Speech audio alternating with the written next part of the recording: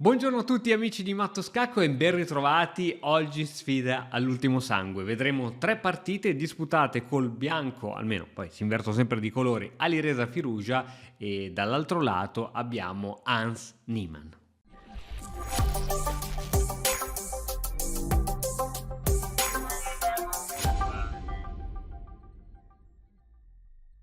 Ok, allora io penso che i due personaggi non abbiano bisogno di presentazioni. Hans Niemann credo che sia il personaggio più quotato e quello più famoso attualmente, almeno attualmente parlando. E dall'altro lato abbiamo Alireza Firouzja, un giovanissimo grande maestro iraniano con cittadinanza francese, infatti gioca a scacchi con la bandiera francese.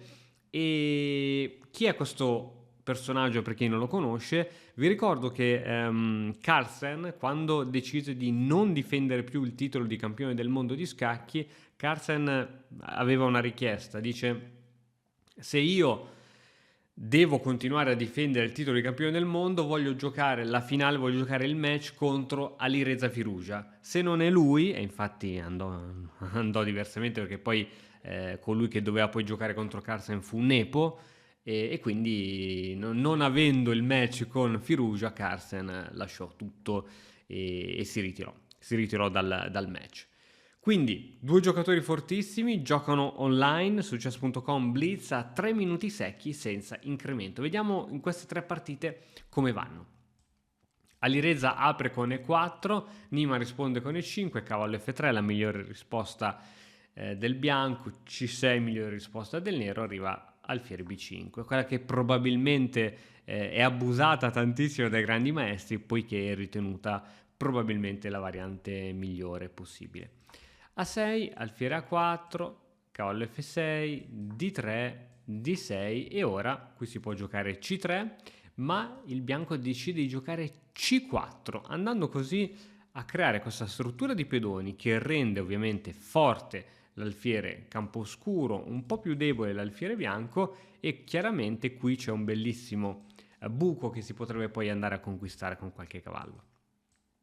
G6, H3, alfiere G7, alfiere in E3, arrocco corto, cavallo C3, cavallo in D7, arrocco corto e arriva cavallo in D4. Questo cavallo è molto ben posizionato qui, bisogna capire se farlo fuori o no, anche se questo cavallo comunque è supportato 2 volte, una volta da questo pedone, l'altra volta dall'alfiere.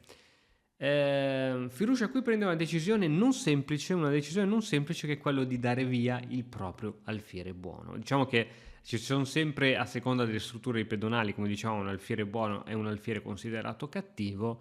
Firouzja decide di giocare alfiere per D4 e dopo perdone per D4 segue cavallo E2. Arriva un pochettino di pressione sopra questo punto.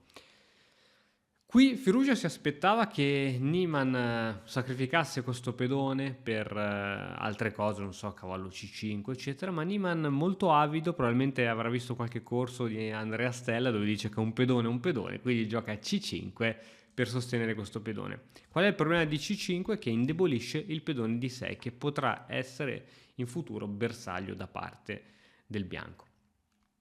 Ora arriva un'altra decisione per niente facile. Che cosa giocheresti nei panni del bianco? Probabilmente ti piacerebbe tantissimo prenderti subito la casa di 5, ma qui Alireza gioca una mossa molto ma molto precisa. E la mossa in questione è alfiere per D7. Ma come l'alfiere su quel cavallo? Perché questo alfiere che ha fatto un sacco di strada si va a schiantare contro questo cavallo che è lì innocuo? Il ragionamento è molto semplice. Siamo in una partita essenzialmente chiusa e nelle partite chiuse i cavalli sono più forti degli alfieri. Quindi alfiere per D7 e solo adesso cavallo F4 con ovviamente quelle idee. F5 con l'idea di aprire la torre, torre 1 così in caso di cattura ed è così che va la partita, arriva torre, si difende anche il cavallo. Alfiere C6 attaccando la torre e adesso è un problema perché se la torre va via si perde il cavallo, quindi unica praticamente obbligata è cavallo D5.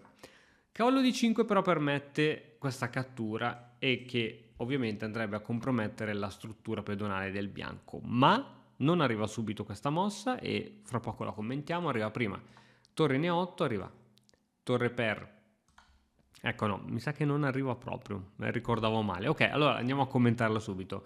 Che cosa sarebbe accaduto, su robe di questo tipo immediatamente? È vero che questi due pedoni del bianco fanno abbastanza schifo, ma siamo sempre lì. Sono delle debolezze? Risposta è sì, ma ricordiamoci il principio che le debolezze si chiamano tali se possono essere in qualche modo sfruttate. In che modo il nero riuscirà mai a attaccare questi due pedoni bianchi?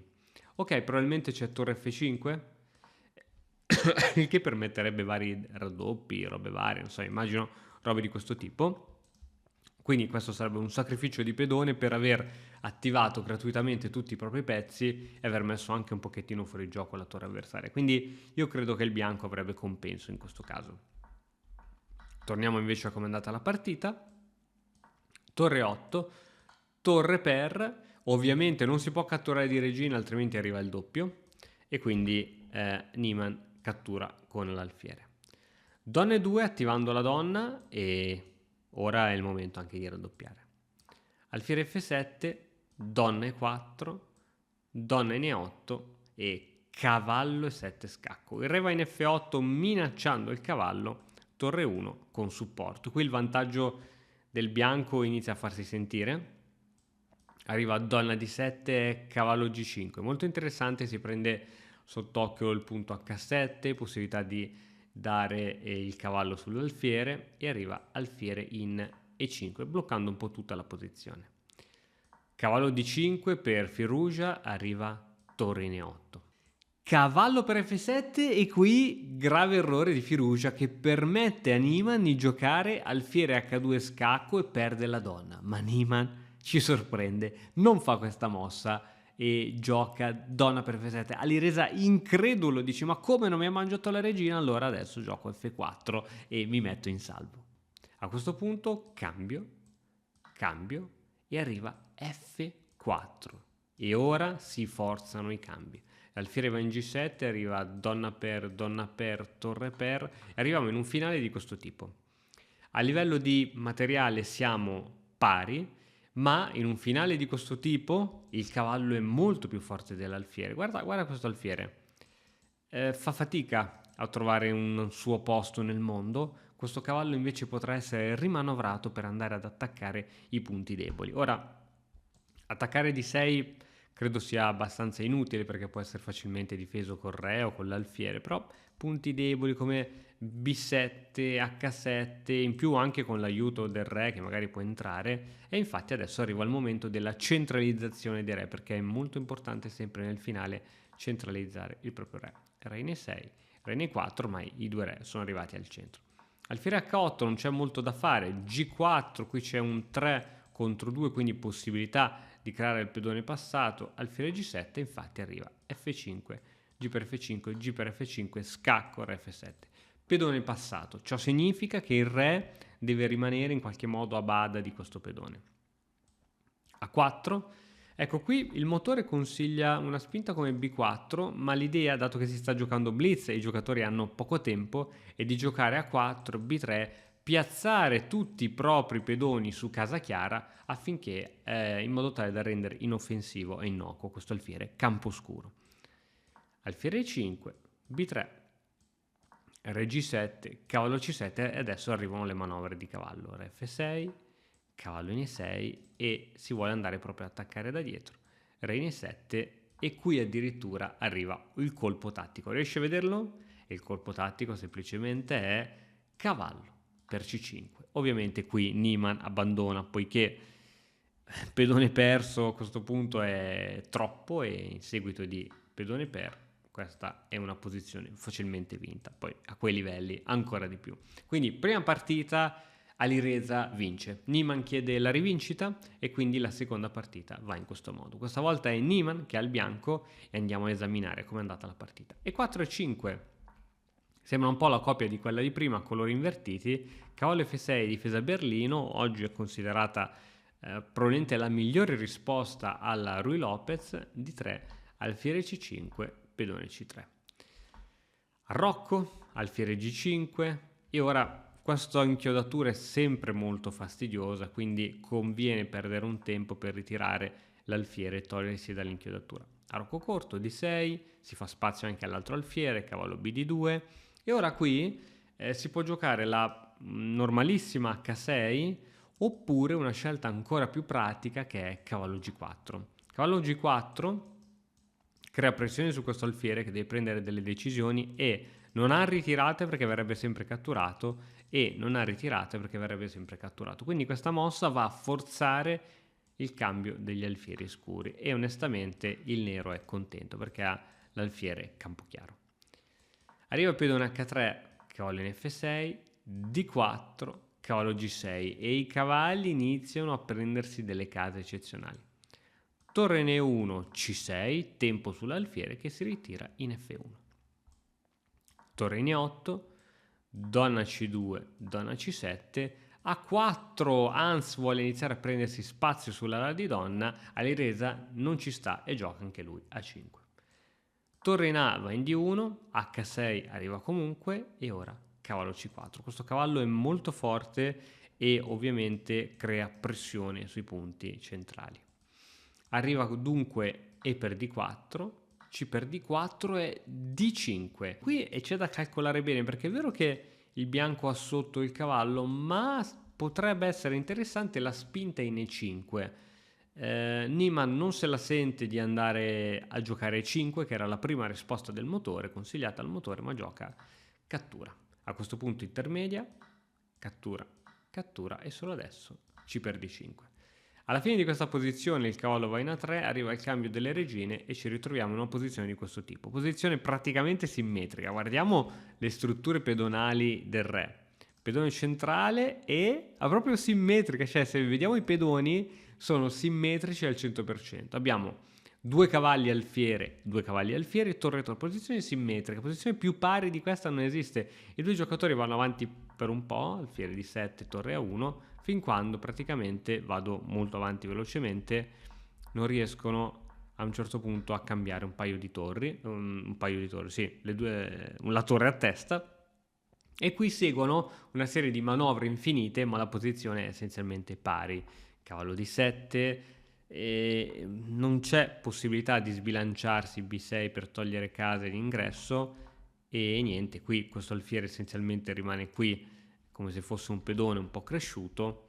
Entrambi cercano di fare un po' di manovre, ma la partita essenzialmente continua per tante altre mosse con manovre piccole e sottili, ma non c'è possibilità di avanzare né da una parte né dall'altra, che è la posizione totalmente pari, totalmente simmetrica, e quindi vado avanti molto veloce, manovre su manovre su manovre. A un certo punto si inizia a giocare sul tempo, no? Qui i giocatori iniziano ad avere magari pochi secondi a testa e qui dopo che la posizione è arrivata in questo tipo, che è pari, qui ci si sarebbe accordati per la patta perché il re bianco non riesce mai ad entrare, qui non c'è punto d'ingresso, qui non c'è punto d'ingresso, idem il re nero non ha punti dove poter entrare, quindi i re sicuramente non riusciranno mai a sorpassare la metà campo e i pezzi sono in qualche modo un pochettino incollati. Questa è patta, però blitz si gioca fino alla morte e qui ovviamente si gioca fin quando a un certo punto Niemann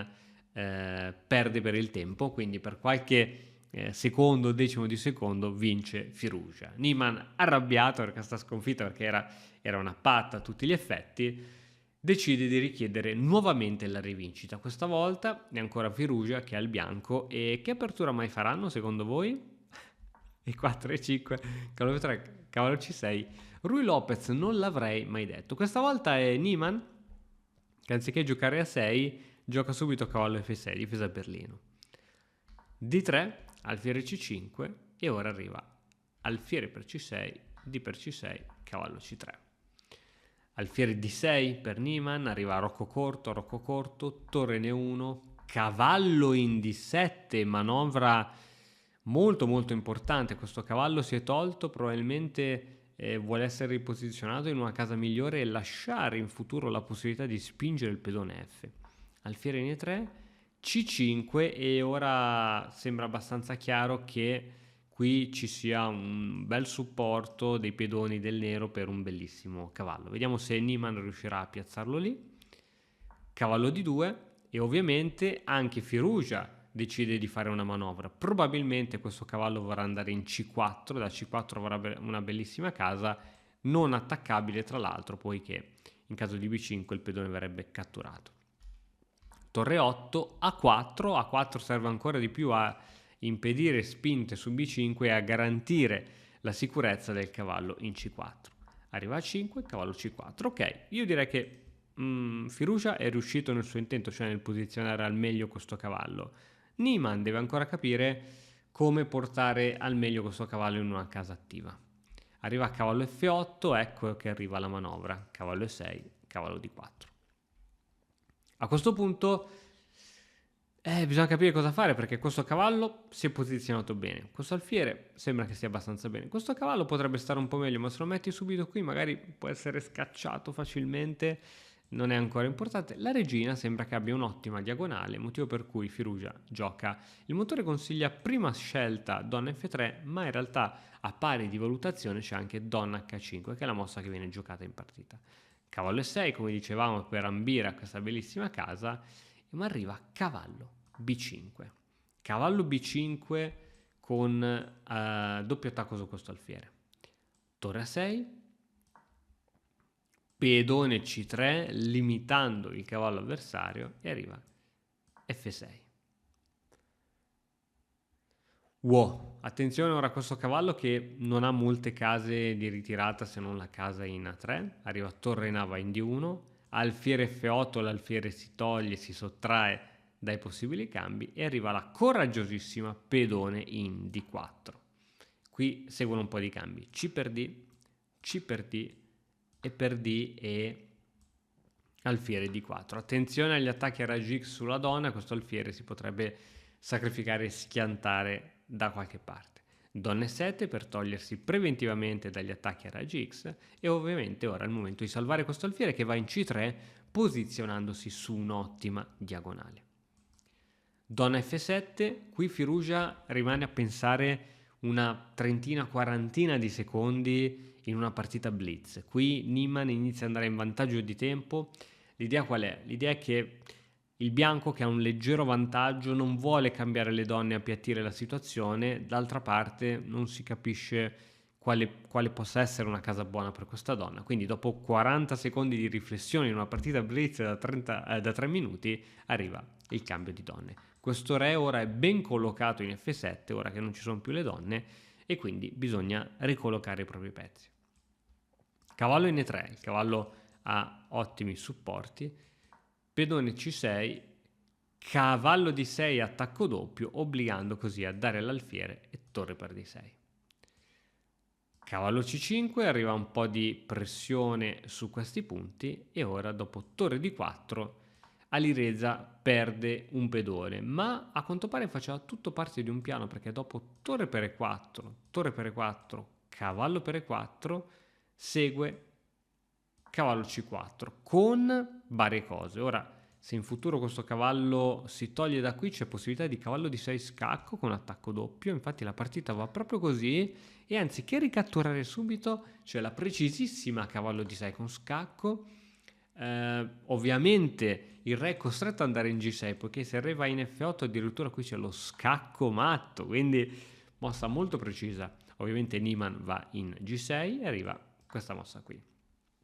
Alireza è con un pedone in meno, vediamo se Niemann riuscirà a sfruttare questa sua superiorità numerica. Alfiere F5, arriva cavallo B7 con ripresa e dopo alfiere C2 Niemann vuole riprendersi il pedone. H3 creando una casa di fuga per il re e arriva torre B6 attaccando il cavallo. Si poteva giocare subito questa, non si poteva poiché seguiva cavallo C5 che era molto pericolosa. Quindi arriva torre B6, cavallo per A5, alfiere per A4. Siamo in una situazione di parità. Cavallo C4. Guarda come Alireza è veramente bravo a manovrare i cavalli. Torre B3 per attaccando quel pedone, torre in E3 e ora H5. Cavallo D6, attenzione a questo cavallo, H4 e ora arriva la blanderata, diciamo, se vogliamo, di Niemann, che è questa. Lasciando in presa così un pedone, Ora bisogna salvare l'alfiere. Prima arriva uno scacco, per fortuna Firugia si era lasciato questo spazietto per il re, ma dopo alfiere C2 arriva prima torre G4 molto corretta, ovviamente se il re salisse il nero perderebbe il pedone G7, motivo per cui il re decide di andare in H7 e arriva torre per H4 scacco, re G8 e ora la situazione è molto interessante. Se cade questo pedone il bianco poi ha un pedone passato pronto per andare a promozione.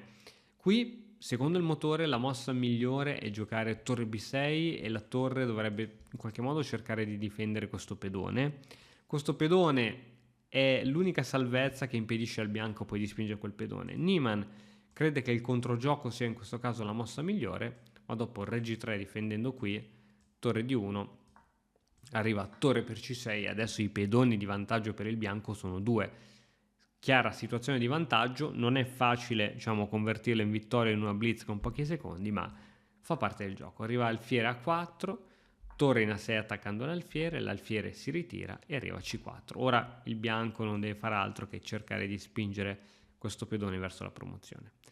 Torre D3, F3 creando uno scudo per il re, torre D2 e arriva H4. Re H7, spinta del pedone, torre C2 posizionandosi dietro il pedone ed evitando che il bianco possa spingere ancora, arriva torre A7, attacco sull'alfiere. Alfiere C6 per bloccare la spinta del pedone, torre C7. Ora qui la situazione è grave. Ovviamente anche qui non si può catturare con la torre questo pedone, poiché dopo cavallo in E4 ci sono un po' di minacce. C'è minaccia sulla torre, ovviamente l'alfiere non può catturare altrimenti perdi la torre, se la torre va via da qualsiasi parte arriva dopo cavallo, cattura F6 scacco con l'inchiodatura. Veramente le vedono tutte questi giocatori anche con pochi secondi sull'orologio. Quindi alfiere D5, cavallo F5 attacco sempre sul punto G7, alfiere C4 e adesso torre per il G7, re H8. Vantaggio schiacciante del bianco, Niemann continua a giocare. Arriva a cavallo E3, è vero che ti lascio la torre, ma voglio prenderti anch'io la torre, torre C3 e torre in E7 difendendo il proprio cavallo. Alfiere G8, cavallo G4, torre per C5, cavallo per F6. Torre F5 minacciando il cavallo, arriva il cambio, ora la posizione è praticamente diventata ormai indifendibile per il nero. Niemann continua a giocare. Re G4 attaccando la torre, torre in A5, torre in E4, torre in A6, si spingono tutti i pedoni affinché venga così costruito un piccolo castello per il re bianco e a questo punto Niemann non mi ricordo se abbandona o perde per il tempo. 3-0 per Firugia che insomma è contento per come ha giocato. Tra l'altro nella live Firugia mi sembrava anche molto distratto perché anche lui era in streaming, rispondeva, leggeva i messaggi, quindi è stato un bel match. Credo che non ci sia stata partita. Firugia credo che sia qualche gradino in più e sono convinto che ci darà molte ma molte soddisfazioni nel futuro. Bene ragazzi, spero che il video vi sia piaciuto. Se ancora non l'avete fatto, spolliciate, iscrivetevi al canale e noi ci vediamo presto in un altro nuovo video. Ciao!